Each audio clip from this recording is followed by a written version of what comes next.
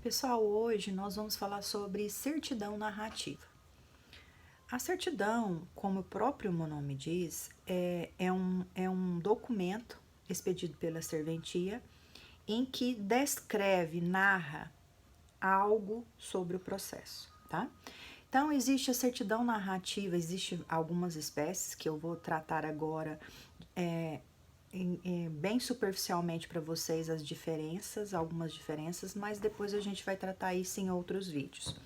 Existe a certidão narrativa de movimentação disponível no sistema, onde que o próprio sistema elabora essa certidão, em que tão somente traz a identificação das partes e a movimentação processual.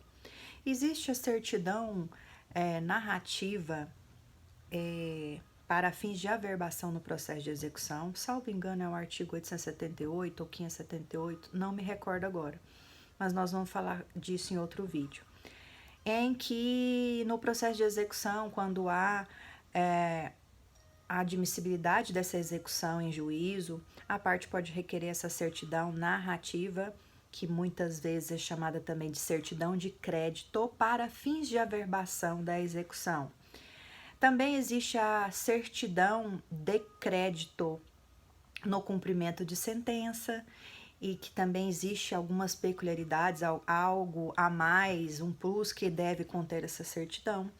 Existe também a certidão narrativa para fins de protesto, onde também existe alguns requisitos que devem ser observados. E existe também a certidão de inteiro teor, em que geralmente a parte, alguns antigos menciona que é uma certidão em que narra todo o processo. Contudo, essa certidão de inteiro teor, ela é muito utilizada nos cartórios de registro de imóveis, em que narra todas as sequências desde a escrituração do imóvel. No processo, isso é um pouco restrito, porque quando se diz uma certidão de inteiro teor, seria uma certidão em que a escrivania teria que narrar todo o processo com riqueza de detalhes, ou seja, aí dependendo da quantidade de folhas que existe esse processo, é algo um pouco difícil. Então, geralmente, essa certidão narrativa, quando o advogado peticiona, nós da escrivania e quem atende o balcão ou analisa a petição em que vem requerendo essa certidão, deve observar o que o advogado está pedindo, porque não é simplesmente fazer uma certidão e narrar alguns fatos. Vamos ver em outros vídeos que cada uma dessas certidões que eu disse para os senhores, ela possui alguma peculiaridade. Então, vai caber à escrivania identificar o que o advogado está solicitando, certo?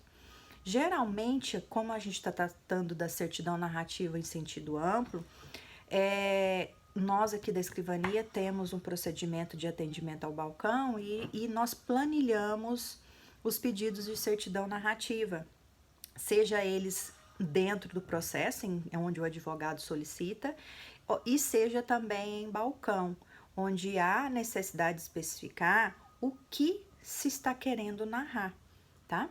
Então, alguns advogados já vêm e traz que olha, certidão narrativa para averbação no cartório. Na verdade, aí se trata de uma certidão de crédito para fins de averbação do processo de execução. Da mesma forma, quando ele solicita uma certidão narrativa, em que ele é necessário narrar algum fato específico. Exemplo, às vezes houve uma penhora de um imóvel que é objeto de um outro processo. Então, cabe à escrivania verificar essa interpretação desse pedido desse advogado para que a certidão ela tenha os elementos necessários para a sua efetividade.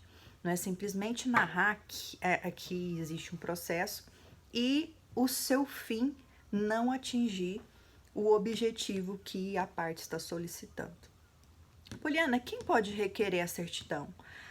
No processo em geral, as partes podem requerer essa certidão narrativa e terceiro interessado, desde que o processo não corra em segredo de justiça.